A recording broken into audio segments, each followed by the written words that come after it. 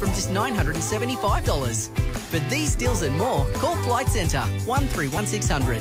Licence number TTA254. Call 131 600.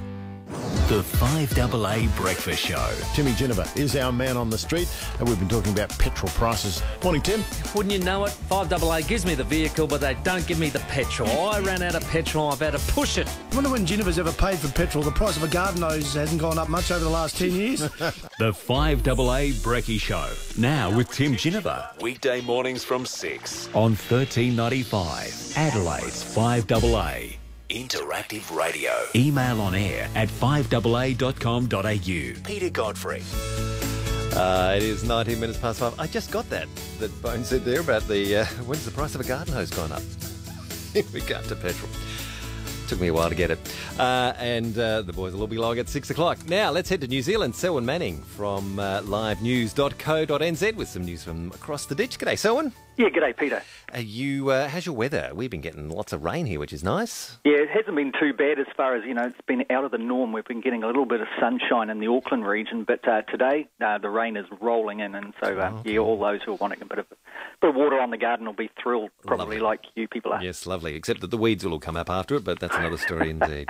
Now, we've had a few, little issues with our Foreign Affairs Minister, as you're probably more than aware, but you've had a few Foreign Affairs ministerial wobbles too. What's happened? Yeah, wobbles is the word.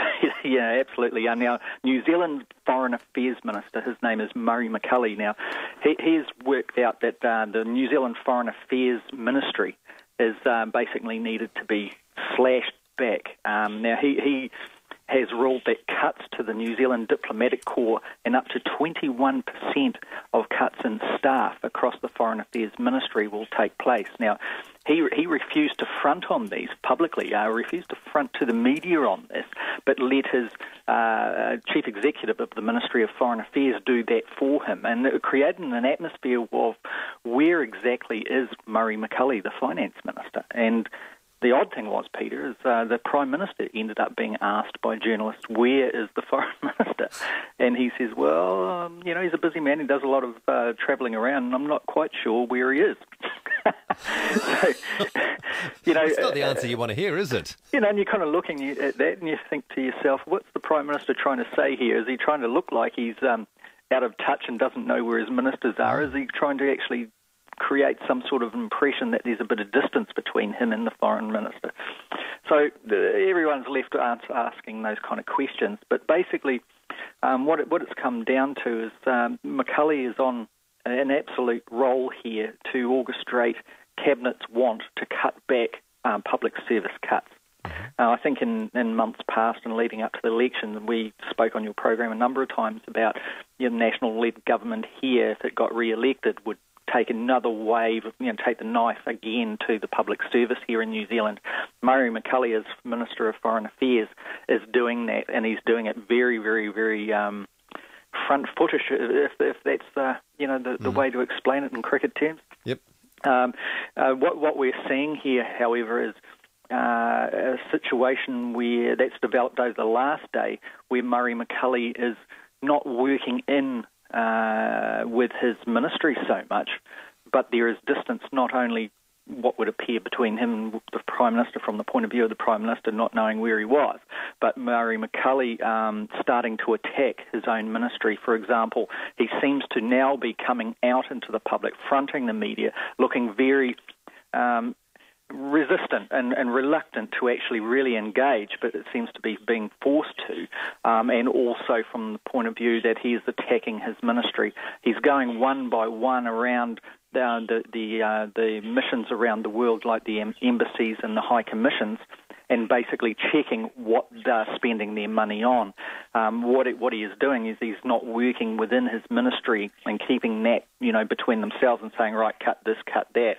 But his capital expenditure kind of examinations are spilling out to the public by his own word. And I suppose what I'm trying to say here is, I'm sure it's the same in Australia, that when you have a cabinet minister starting to actually dump on his own ministry and saying that their spending choices are out of line with the public, out of line with the political mood coming out of the executive, would then, there's a situation that has developed where there's an estrangement between his own officials and the minister himself. It almost sounds, similar to what we've had here with, just infighting and so on. Is this an indication that things aren't happy within the whole camp? Well, certainly not happy. If you looked at Murray McCully's face on television New Zealand last night, he looks like one of the most miserable-looking people I've seen all year. I'm looking at a photo now, which must be what you're referring to, yeah. Yeah, the brow is very furrowed. And yes, and he's trying to look very, very sincere and very much determined to make sure that not $1 of extra money is going to be spent. Now, he has looked across the region. The Nationals, when they got in to government 3 years ago, placed a lot of their own former politicians into significant foreign affairs roles. One of those is Mark Blumsky, the former mayor of Wellington, and also a former National Party MP. And he was given the High Commissioner's job to Niue, the small island up there in the Pacific. Now, Blumsky has come out and he's publicly said, Foreign Affairs, the ministry was planning on spending $1.3 million to upgrade the High Commissioner's house where he's staying. He's the High Commissioner up there, and he says that's bonkers. So Murray McCully's gone and made that public and pointing the bone at the Ministry of Foreign Affairs, saying wasting money there. They looked across at the embassy in Japan, and apparently they were going to refurbish the embassy in Japan to the tune of $20 million, including a great big swimming pool getting done up and flashed up. Murray McCully said that's a complete waste of money. They've made stupid decisions here. That's not going to occur. I've canned that. And he also said publicly last night that he intends to sell New Zealand House in London. Now, New Zealand House is the one piece of New Zealand doesn't own the land; it owns the building right in the heart of London, where Kiwis go to sort out their problems, relating to passports, etc., etc. Any problem. It's been one piece, a postage stamp in London, where Kiwis can go to kind of sort out their official problems. He's going to flick that off, he says. And he was asked how much is it worth, and he says, "I'm not sure, but a lot of money." So he's really on a crusade here. But the significant point, Peter, is there's an estrangement and distance between the Minister of Foreign Affairs here in New Zealand and his own ministry, and that usually ends up in an untenable situation where something has to give. And I'd imagine in months to come that Murray McCully will probably be put into another portfolio. It's a little bit deja vu too with this guy. Back in the 1990s, he was relieved of his tourism portfolio when he was the Minister of Tourism for supposedly getting too hands-on. And one would wonder whether or not a similar situation is starting to develop on this one. All right. Moving on to someone else now. A chap with a rather interesting name, this Kim.com. Now, he's the guy that is it the US are after him because of copyright infringement and stuff like that with his website? Is that? Yeah, megaupload.com was the website. Now, this all began about a month or so ago, where there was a morning sting, with helicopters in the air and armed defenders all around this great big mansion where no one really knew who lived up in this particular mansion, and it turned out that it was the boss of Mega Upload. People, it's one of the biggest sites on the planet. It's responsible for something like 2 or 4% of internet traffic. It's hugely placed. Now, Kim.com, millions and millions he's made out of this, along with a number of other owners and managers of the website.